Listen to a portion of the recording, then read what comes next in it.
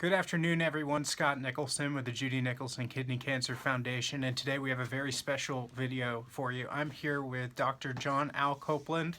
He prefers to be called Al, and he's going to answer some questions today about kidney cancer and the treatments that him and his team are working on here at the Mayo Clinic. And then we're going to take a tour of the lab. So there's a lot of cool stuff coming. If you have any questions that come up while you're watching the video, feel free to leave them in the comments below, and I'll have someone from our patient support team or Al himself will be able to answer your questions. So I really appreciate Al doing this for us today. I'm going to switch the camera around and we'll get started. Hi Al, thank you so much for having me over today to talk with you about everything you're doing here at the Mayo Clinic. It's lots of exciting stuff. We talked about it a little bit already, but could you introduce yourself and explain a little bit about what it is you and your team do here? Yes, Scott, it's great to have you here at the CV and LC Griffin Cancer Research Building on the Mayo Clinic campus in Jacksonville, Florida. My laboratory has had a strong focus in kidney cancer for the past 15 to 20 years. And we've done what we call genomic profiling to identify new cancer genes that are important to the biology of kidney cancer and that could lead to new therapies targeting these genes. And we've made numerous discoveries in what are called oncogenes, that is, genes that promote kidney cancer growth and progression, as well as tumor suppressor genes which actually suppress growth. And these tumor suppressor genes are often silenced in kidney cancer, and my laboratory has discovered a number of these genes, such as the type 3 TGF-beta receptor, secreted frizzled related protein 1, and as you can tell, we prefer nicknames for them or abbreviations like SFRP1 or the TBR3 TGF-beta receptor. So I'm looking forward to trying to better explain kidney cancer to you, as well as new approaches that are going on and how we understand the disease today, which was once a considered untreatable disease that is radiation resistant and also chemotherapy resistant. And now we have 13 to 14 new therapeutic strategies to try to attack metastatic kidney cancer, and I'm speaking more about the more common form, that is the clear cell renal cell carcinoma, which makes up of 80 to 85% of all kidney cancers in the United States. Wow. Why is that research so important to cancer patients? Well, if there's no research, there are going to be no cures, because you have to understand the basic mechanisms of anything in life. You have to understand these life processes and mechanisms to develop drugs that target these basic mechanisms. So now we have anti-angiogenic therapies that prolong life in patients diagnosed with kidney cancer, metastatic kidney cancer. We have tyrosine kinase inhibitors, and they're targeting very specific proteins that are overexpressed in either the kidney cancer tumor or in the blood vessels that supply the kidney cancer. What does it mean when a cell is overexpressed? Well, it's not the cell that's overexpressed, it's the protein that is overexpressed. And so maybe what I could do is to show you right here on the computer screen. So here is a protein that is sitting on the cell membrane. So pretend that this line here is a cell membrane. Mm-hmm. We're made of about 100 trillion cells. Okay? Mm-hmm. That's what our body is made up of. And each one of these cells express specific proteins and genes within each cell. And here, this is the epidermal growth factor receptor, or the EGF receptor. It sits on the membrane, and it has a specific level of expression and regulation. But if this expression goes up, so maybe there are 10 of these proteins sitting on the cell normally, now there's 100 of them. Then you know there's something's going on there. So, and we can measure that by what we call immunohistochemistry. And let me see if I can find a slide. I don't see it in this slide deck. But we can actually measure the levels of these proteins by immunohistochemistry when your tumor tissue is removed from surgery or if there is a biopsy done. And so we can tell whether it's overexpressed, and it would be indicative that you might respond to an EGF receptor inhibitor. We now have inhibitors that are FDA approved for the treatment of tumors that overexpress the EGF receptor, and we've seen clear survival benefit from targeting this specific receptor. So this is just an example of many targeted therapies that have been developed and are continually being developed at a rapid pace now.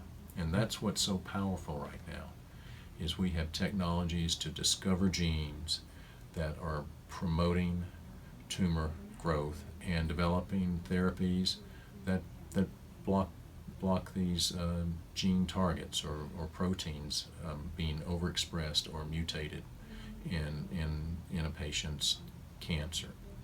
And so that's what's really exciting about today, is that we can now and potentially then combine some of these targeted therapies that could potentially knock out. So going back to this diagram, so say your tumor is overexpressing EGF receptor and maybe the TGF beta receptor and this frizzled. So if we have therapies targeting all three of these now, and so you can envision if these are the drivers of your cancer that cause these cells to replicate, and we have put all three of these therapies together, you can envision this triple therapy being very effective in increasing your survival and potentially leading to a cure. And that's what we're doing in the laboratory now, is doing this what we call individualized or precision medicine, where we're understanding your genetic mutations, and if the drugs are available, testing these drugs in combination to see what they do specifically in your tumor cells. And we also have models that we've developed in animals as well to test them. And these particular models have the most predictive value of whether you will respond or not, because it's your tumor in a mouse, and these avatars basically have your tumor, and so there's a mini-me of your tumor that we can test drugs, and if we cure the cancer in that specific model that has your tumor, there's a good likelihood that you will respond to that therapy as well. Wow, that's fascinating. Doctor, how can patients impact lab research? Patients are absolutely critical to the equation, and in my career I've learned this and greatly appreciate patient input now. So I welcome any patient who wants to come to the laboratory and learn more about laboratory research, because the more you know, the more empowered you are.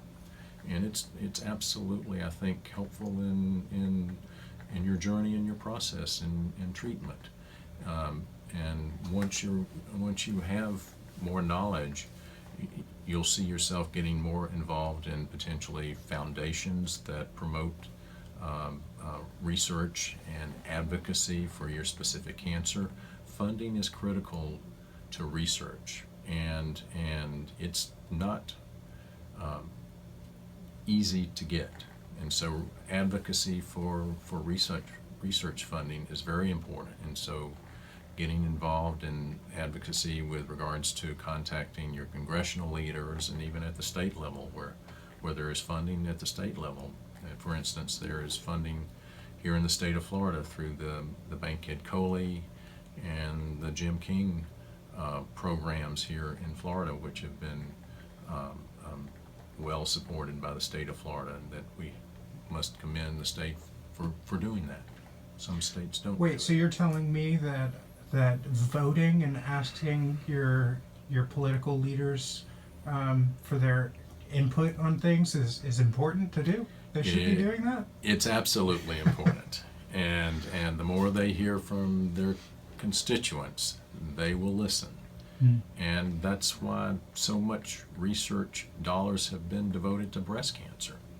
Because the patients have been so active in it. Patients have been the drivers of this, and so there's So getting involved in patient advocate boards, being a patient mentor on a research grant, writing letters to support research.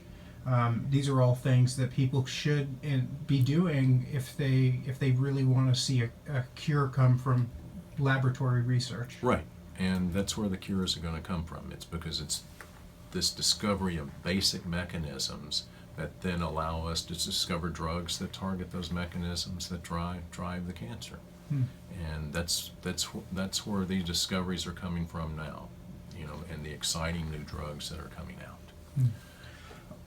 What do you see in terms of new developments in kidney cancer research, care, and treatment? As I said, there are a number of new novel targets that are being discovered. We've discovered one in our laboratory that we've made a publication on that potentially could be a novel therapeutic target. It's called neuronal pentraxin 2, or NPTX2. This is the most overexpressed gene in kidney cancer. And so we made the seminal discovery and published it about 1.5 to 2 years ago. But due to lack of funding, we've not been able to follow up on that right now. It's a protein that's secreted, so you might envision making a monoclonal antibody that blocked its activity to come back and bind back to the kidney cancer cell, and it drives cell proliferation and invasion and metastasis. And so this may be one of the missing links, because that's one of the hallmarks of kidney cancer. It's very angiogenic and very invasive, and this may be one of the signaling pathways that are being used in kidney cancer. And we think this is a very important line of research that needs to be done. More specifically and more concrete, these new checkpoint inhibitors called anti-PD-1 and anti-PDL1, and PD means programmed death, or programmed death ligand 1. There are antibodies that specifically target PD-1 and PDL1, and they are now FDA approved for metastatic renal cell carcinoma. And we are seeing in a subset of patients no evidence of disease after treatment, so it's actually targeting the immune system. So interestingly, cancer cells can block the ability of your immune system to kill the cancer cell, right? Wow. So think about it. So the cancer cells can make PD-L1 and block the ability of PD-1 on the immune T cell from binding to the cancer cell. And that would cause it to die, just naturally. But If you're right, so if the Okay. T cell, which is known to identify specific adaptive immune regulatory processes and attack cells that express a specific antigen on the outside of that cell, it will attack that cell, engulf it, and kill it. And so cancer cells can make PD-L1 and block the ability of the T cell to engage and kill the cancer cell. And so that's why we're seeing very promising results in a subset of patients with these anti-PD-1 and PD-L1 inhibitors for kidney cancer. And we're seeing even more dramatic effects in patients with metastatic melanoma. And so you can see, understanding basic mechanisms have led to new discoveries and new drugs. That's why research is important. yeah, that's all because of lab research. That's Absolutely. been done. So, obviously, the world of kidney cancer would look completely different without laboratory research. Why don't things happen faster in the cancer research world? Research takes time. And I may have a bright idea, but it may take me 6 months to a year or even 2 years to do the critical experiments that validate an idea that I might have. So we discovered this NPTX2 gene is overexpressed in every patient tumor tissue that we looked at, and we looked at hundreds. But now we had to go into the laboratory and prove it had a role in kidney cancer. So we screened our kidney cancer cells and found that it was overexpressed at high levels in every kidney cancer cell that we looked at. We have technologies now that we can knock the gene out or silence that gene. So we essentially silence the NPTX2 gene, and guess what happened? The cells grew slower, and many of them died. Wow. And so that was proof of concept that silencing the NPTX2 gene led to slower cell growth and cell death, and that it was critical to, and it had to be at high levels for these cells to survive and replicate and proliferate. Wow.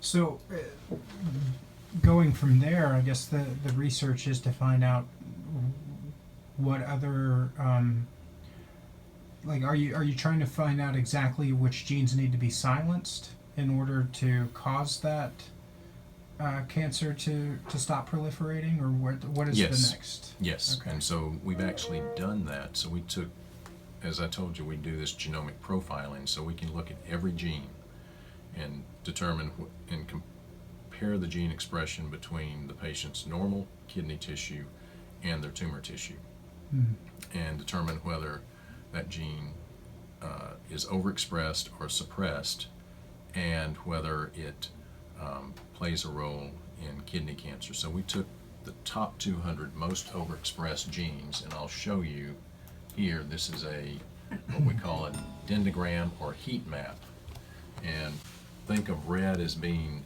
elevated and green as being suppressed or cool, okay? And so here you can see these are 5 patient tumor tissues in each one of these columns. And here's the patient's normal, patient-matched normal kidney tissue over here. And you can see here's a subset of a couple of hundred or 300 or 400 genes that are highly overexpressed. That is, that they have higher levels of RNA expression of specific genes. And each one of these little lines that you can barely see represents one gene, okay? And so there are thousands of genes in this heat map. And so we were focused on the genes that were highly elevated in the patient's tumor tissue and common to all 5 of the patient tumors. And so you can see that these genes are common to all 5 of these patients. They're elevated. And so we took the top 200 of these genes, okay, and silenced each one of those genes individually in 6 different human kidney cancer cell lines, and asked the question, if we silence these genes, is it important to cell proliferation? And guess how many genes out of the top 200 genes that were highly elevated were important to those kidney cancer cells to continue to proliferate? 180? Nope. 31 of those genes. Oh, wow. So there are 31 Way genes off. just out of the top 200 that can promote cell proliferation. That is, the cells replicate. So you've got one cell and it duplicates itself. That's cell replication, and the same thing as proliferation. And So you took the 200 to 300 genes, and there were 30 of them that showed that they have a. 31 of those genes have the ability to promote cell proliferation. So there could be. Earlier you had said, was it 22,000 genes? Right.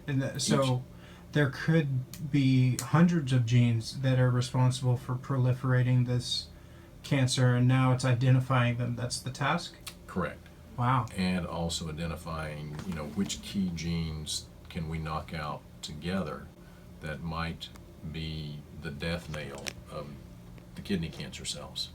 So you might envision that we can knock out 3 or 4 of these genes, or it may be more, and shut down the ability of these cancer cells to continue to proliferate and even kill the cells.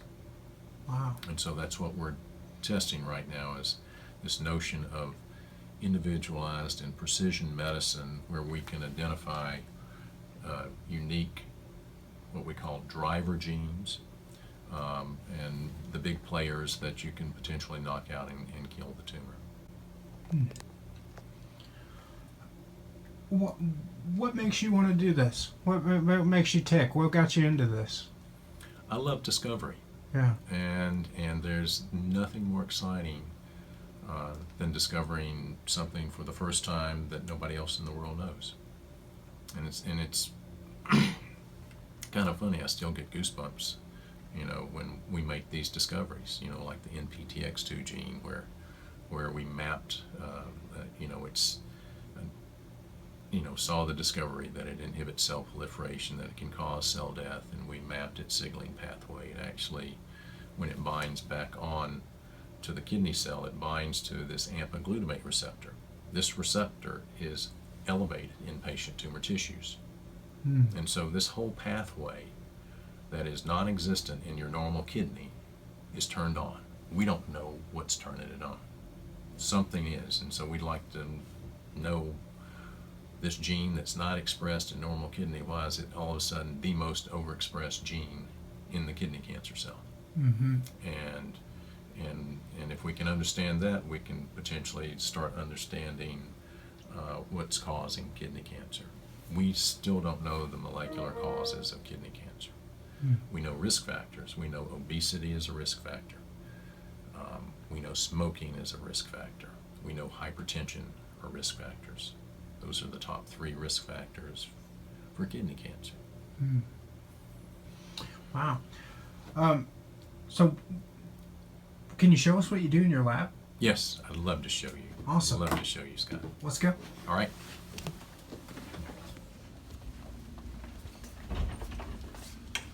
So come on into the lab, Scott. And as you see, we've got an open lab, and you can see graduate student Anthony Harris at her desk, and this is her bench. She's actually got paraffin blocks that she's making from tumor tissues that have been treated with drugs that are having some. She's developed some novel therapeutic strategies for BRAF mutant cancers. And over to the left is where we actually do cell culture and develop cell lines. Now, you were telling me a little bit about this earlier. Tell the audience what you were telling me about signaling and how you've a lot of your research goes into turning off those signals in the cells and how they communicate with the cancer. How does that work exactly? Right. So what we do, Scott, is as I said, develop cell lines from each patient's tumor. And each patient's tumor is going to be different genetically, in the sense that there are different genes that are driving or causing their cancers, and we want to discover what those genes are and potentially develop new therapies if there aren't therapies already developed. And so we're very focused on testing new drugs and a combination of drugs targeting these signaling pathways. And when I talk about signaling pathways, what I'm talking about are specifically proteins that are made from genes that are either mutated or overexpressed specifically in cancers. A good example of that would be the epidermal growth factor, which is a gene that's important, that sits on the membrane of a cell and signals to the inside of the cell to tell the cell to proliferate, that is, to grow and to replicate itself. We now have therapies that block this epidermal growth factor, or EGF receptor, and essentially they're FDA approved for the treatment of a number of cancers, including lung cancer. And so this is just an example of one of hundreds, if not thousands, of signaling pathways that we need to identify in everyone's cancer. And our philosophy and thought process is if we can identify 5 to 10 of these pathways and have drugs targeting each of these signaling pathways, we can potentially stop a tumor in its tracks and either cause it to become a chronic disease or potentially even kill the cancer and cure the patient. And so this individualized precision medicine is what we're trying to do here. so we can use the patient's own tumor tissue, which is critical because those are where the unique genetic mutations and alterations are. In, say, your cancer versus my cancer, we can have the same cancer, but they're driven very differently genetically. So we would absolutely have to treat the cancers differently, even though we may both be diagnosed with kidney cancer. I may have a very Because aggressive... somebody's kidney cancer could have gone through different genes. Everyone has different genes that make them up, I suppose. And they, whenever there's a cancer, you have to make sure that whenever you're going over a treatment for that cancer, you have to make sure that your treatment is going to respond to the genes that are in that. Right. And this is still in experimental stages. You know, this is not something that's standard of care most places. So that's why we're in the lab still doing research on it to optimize genes and targeting of genes and targeting of combination therapies. Wow. And with a focus on kidney cancer. So my lab has done what we call genomic profiling of patient tumor tissues and identified cancer-causing genes and also sets of genes that are called tumor suppressor genes. These tumor suppressor genes are actually turned off in the cancer, and as you might understand, tumor suppressor means that they stop cancers from growing, and these genes have been silenced, and so can we turn these genes on? And there are a couple of drugs that do that, actually, that we've actually published on. So we're trying to come up with a lot of different therapeutic strategies that could be helpful. So this could be this could very in the near future be a legitimate thing that cancer patients can Yes. seek hope in. Absolutely, absolutely. And so, as I said, we're using patient's own cell lines to try to come up with novel therapies and combination therapies, and also to understand what are the unique specific genetic mutations. That's fascinating as well, because he'll show you in just a few minutes, guys. They take cancer cells from other patients, and they're able to. Well, you explain it better than I do. Yes. So Scott, here in this incubator, it essentially mimics a person's body temperature, humidity, and so these cells are growing in sterile media. And the thing about cancer cells is they're immortal. That is, they live forever. And so we can actually take these cells, they replicate themselves and continue to grow and grow. We can actually freeze these cells down in liquid nitrogen in special freezing media and pull them out of liquid nitrogen, put them back in the growth media, and these cells will continue to replicate. So we have essentially we can continually testing these cells forever. Wow. And so this is, again, one of the unique properties of cancer cells, that they are immortal, that they can live forever. Wow. The problem is they're cancer cells. And they've had genetic mutations in which they lose their normal function. Would you like me to show you one of these cells? Yes. Okay. I'm gonna first put my gloves on. This is an incubator, and I'm here every Saturday culturing these cells and changing the media. And so each one of the plates there represent cells grown from a patient's tumor tissue. These are IRB consented protocols where patients have consented to allow us to do research on their tumors, and we're trying to grow cells from their tumors and test new drug therapies and come up with new drug therapies, as well as make new discoveries of what genes might be very important to their cancer. And so you can also envision potentially developing new therapies against genes that don't have targets yet. Actually, I will show you some pictures. This is actually of a pediatric kidney cancer, and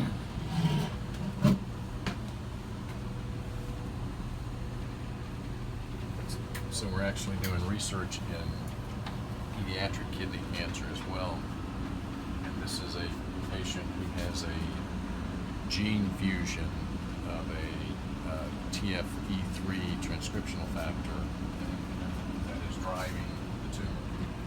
And again, this is a cancer that has no standard of care at all, and is an unmet need. So this is a much lower magnification, and so you can see this is a cell here. I mean, there's lots of cells. I mean, there are thousands of cells in this image. And I'm just trying to see if I can find a less populated part of the petri dish.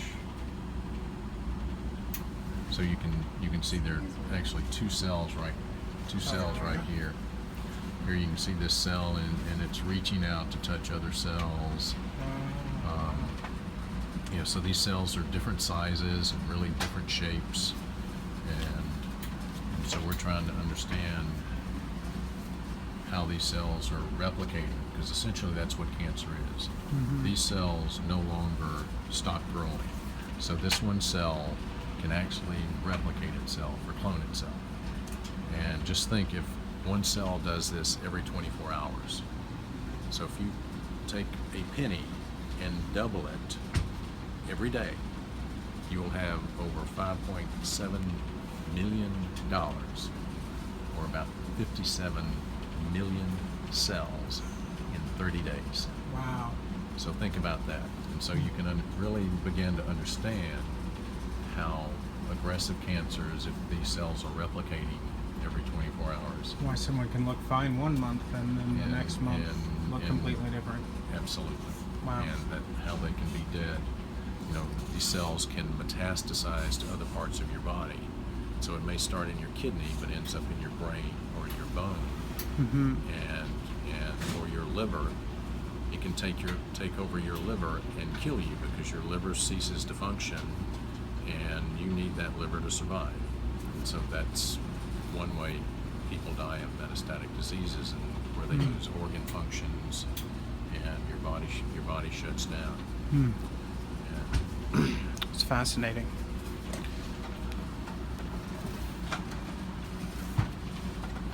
And so I said, like I said, this is a very rare kidney cancer, and this is, this actually belongs to someone who's actually had 9 surgeries for their kidney cancer already before the age of 21. Yep. But they're doing very well because they've had single lesions and being able to take it out, recover, and Oh, I see. but at the same time, how many more times can you do that? Yeah. John, that was fascinating. If the audience, like for instance, if they're having surgery at Mayo, are they able to request that their cancer cells are donated for this type of research? Absolutely, especially since you met me on video now that my laboratory does this, and so we have IRB consented protocols that you could ask your surgeon that you'd like to donate your tumor tissue for research, and we can try to develop cell lines and these patient-derived xenograft models to test novel therapies, and also to look for genetic mutations in your tumors, which, again, if it's a hard-to-treat cancer, we might potentially come up with new and novel therapies. Awesome. Well, thank you so much for the tour today. I really appreciate it. I'm sure everyone online thought so too. Scott, have a good day, Joe. Scott, much appreciated.